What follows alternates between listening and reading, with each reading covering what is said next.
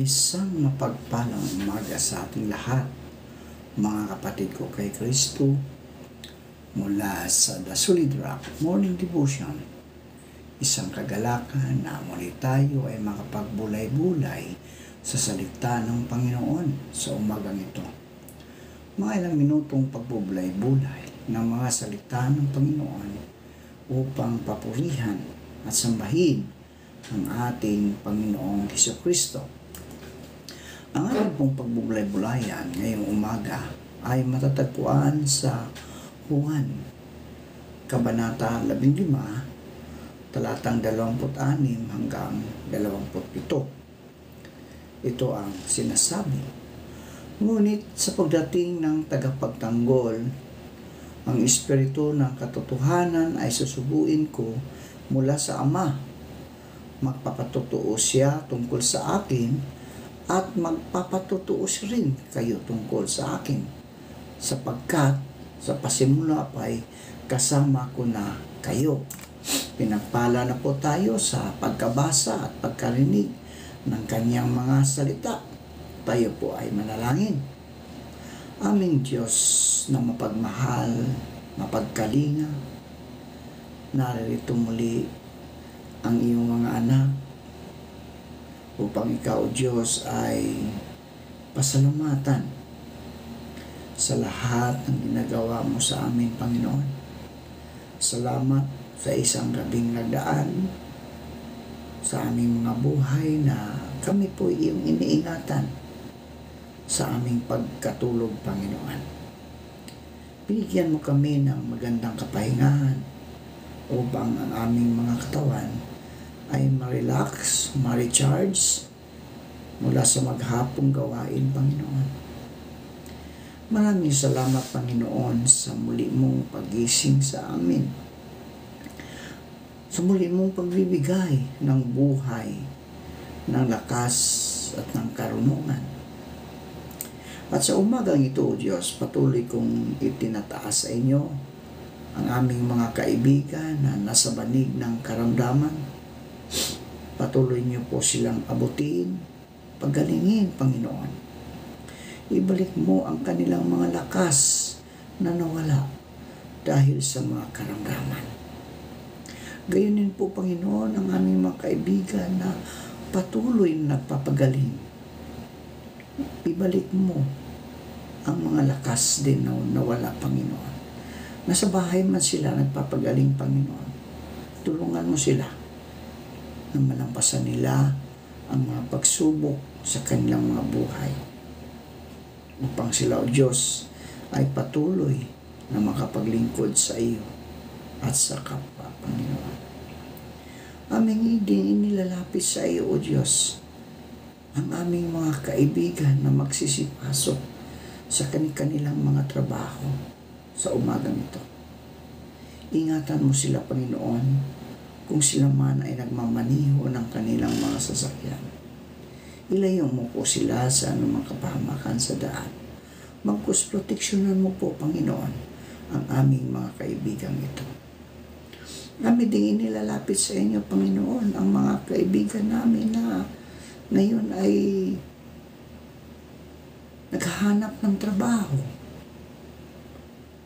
Ito man ay lokal o abroad.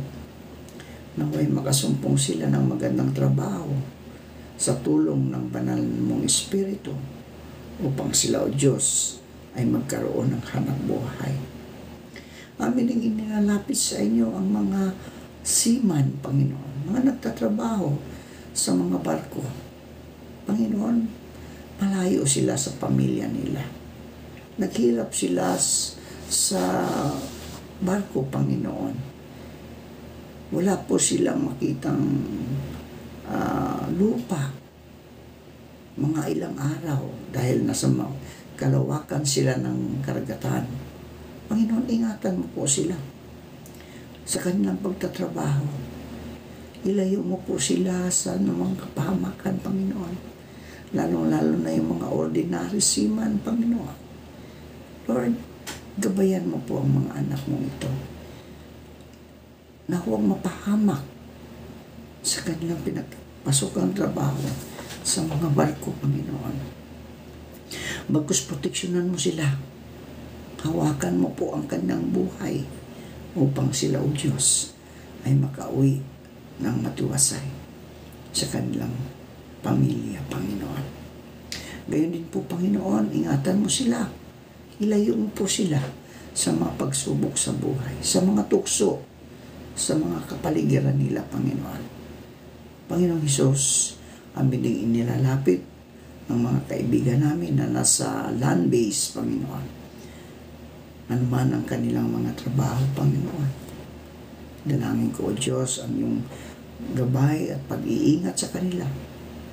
Ilayo mo po sila sa anumang mga pagsubok sa buhay, sa mga tukso. Kasi malayo sila sa kanilang mga mahal sa buhay, Panginoon. Nagtiis sila para mabigyan ng magandang buhay ang kanilang pamilya dito sa Pilipinas. Panginoon Hesus, patuloy ko rin tinataas sa inyo ang mga super senior, mga matatanda, O Diyos. Patuloy mo po silang ingatan, proteksyonan sa lahat ng panahon ng kanilang buhay habang sila ay naririto pa sa mundo. Tulungan mo sila, Panginoon, na hindi sila magkaroon ng mga karamdaman. Lalong-lalo na, O Diyos, na may kumakalat na pandemic sa aming bansa, ang tinatawag nilang monkeypox, Panginoon. Proteksyonan ang iyong mga anak sa pandemic ito, sa karamdaman ito, Panginoon, upang hindi po sila mapahamak, Panginoon. Nabalitaan po, Panginoon, na marami pong mga anak mo na nagkaroon ng problema sa rabies. Lord, ang lahat ng mga gawa mo dito sa mundo, katulad ng mga animals, Panginoon, mga aso, ikaw ang siyang may likha nito. Dalangin ko, O Diyos, na huwag mong ipahintulot na yung mga anak ay magkaroon nito kapag sila'y nakagat o nalawayan ng aso.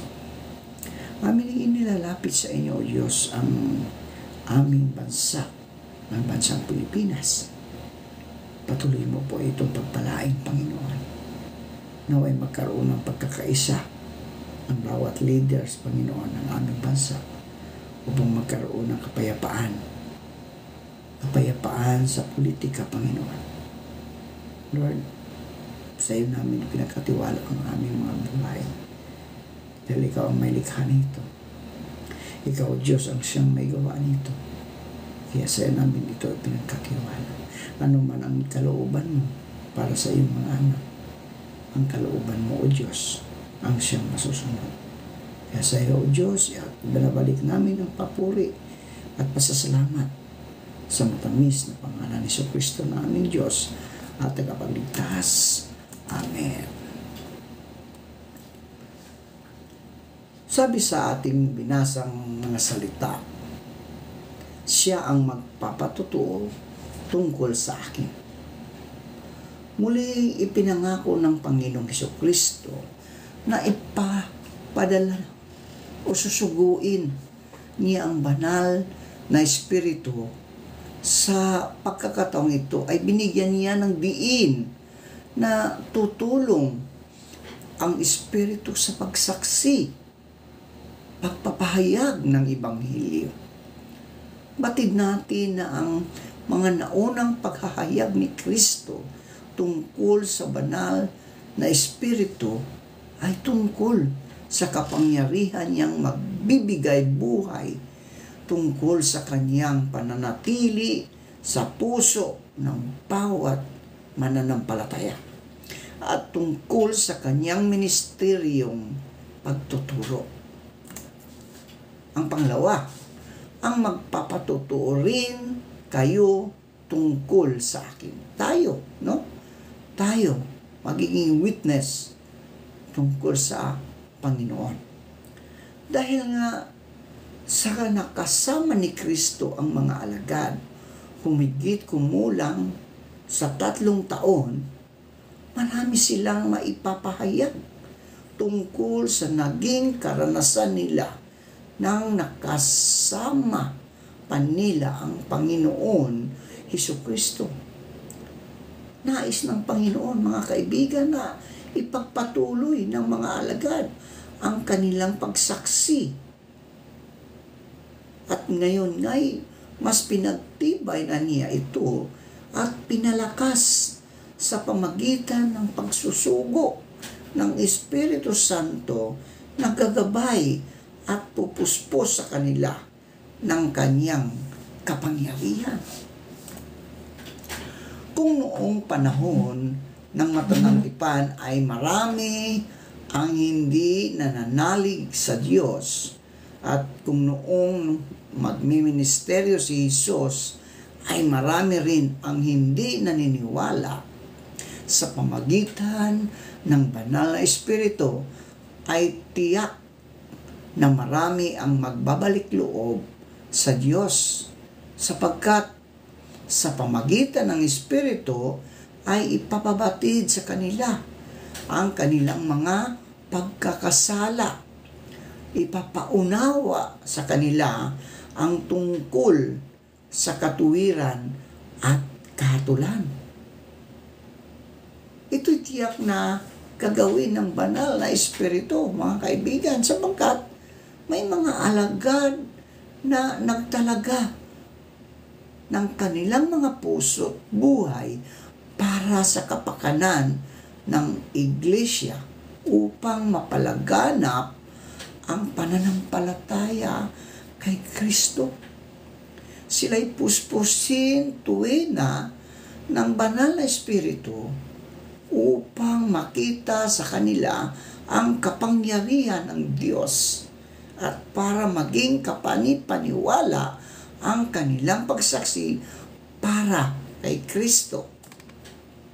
Mga kaibigan, ito ngayon ang hamon, no? Mga ka-Solid Rock, ito ngayon ang hamon sa pagsaksi ng Espiritu Santo para kay Kristo. Kikilalanin siya at tatanggapin ng mga tao. Kung ang Panginoong Hesukristo ay totoo sa buhay mo, kaibigan, ha? Kung ang Panginoong Hesukristo totoo sa buhay mo, kaibigan, ito'y gawa, no? Ito'y gawa sa iyo ng banal na Espiritu. Ang isang paraan upang mabatid na ang Espiritu Santo ay gumagawa sa buhay mo ngayon ay kung naluluwalhati sa pamagitan ng iyong buhay ang Panginoong Hesukristo.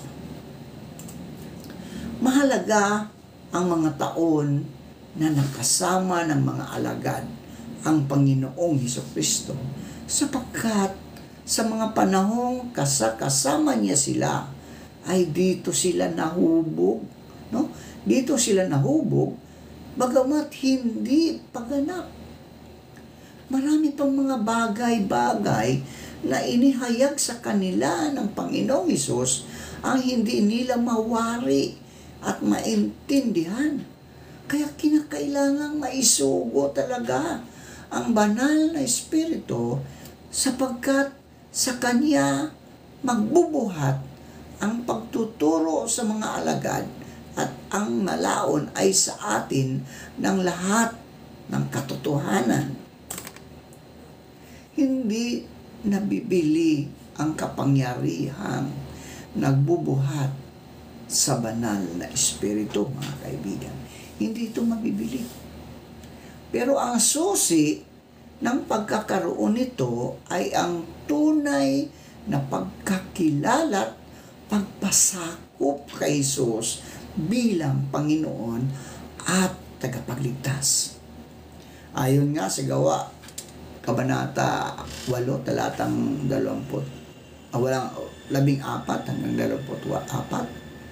Nang mabalitaan nga ng mga apostol na nangasa Jerusalem na tinanggap ng Samaria ang salita ng Diyos, ay sinugo nila sa kanila si Pedro at si Juan, na nang sila'y na makalusong ay ipinanalangin nila sila upang kanilang tanggapin ang Espiritu Santo, sapagkat ito hindi pa bumababa sa kanino man sa kanila, kundi sila'y nangabautismuhan lamang sa pangalan ng Panginoong Hesus. Nang magkagayon, ipinatong sa kanila ang kanilang mga kamay at kanilang tinanggap ang Espiritu Santo. Nang makita nga ni Simon na sa pamagitan ng pagpapatong ng mga kamay ng mga apostol ay ibinigay ang Espiritu Santo, ay inalok niya sila ng salapi na sinasabi, bigyan naman ninyo ako ng kapangyarihan ito upang sinumang patungan ko ng aking mga kamay ay tumanggap ng Espiritu Santo. Datapwat, sinabi sa kanya ni Pedro, ang iyong salapi mapahamak na kasama mo, sapagkat inisip mong tamuhin ang kaloob ng Diyos sa pamagitan ng salapi. Wala kang bahagi ni kapalaran man sa bagay nito, sapagkat ang puso mo'y hindi matuwid sa harap ng Diyos.